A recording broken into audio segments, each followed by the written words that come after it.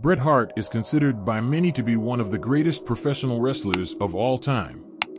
There is no denying his masterful in-ring ability and wrestling psychology, but today I want to take a quick look at his ability to sell his opponent's offense.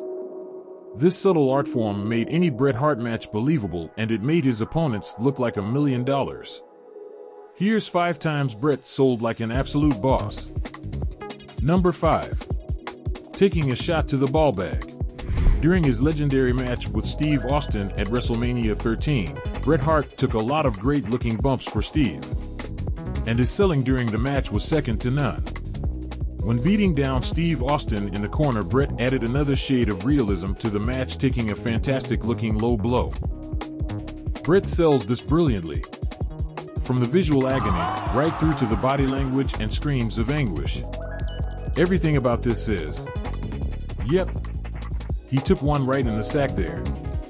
Number 4. Sternum first.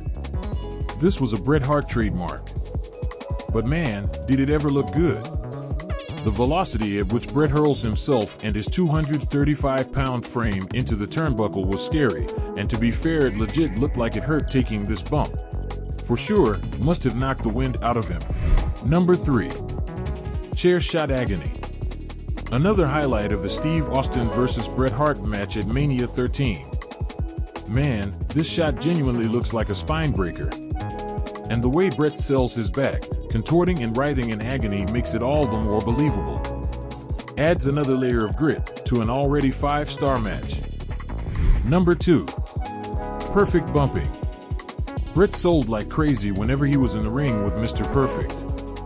But their match at SummerSlam 1991 for the Intercontinental Championship was a masterclass in making your opponent's offense look absolutely devastating.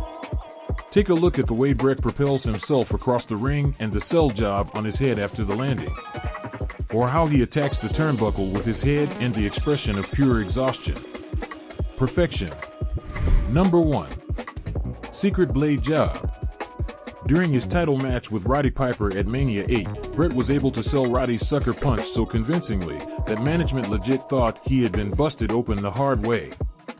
There was a strict no-color policy during this time, but because of Bret's legendary selling ability, both he and Piper avoided a hefty fine.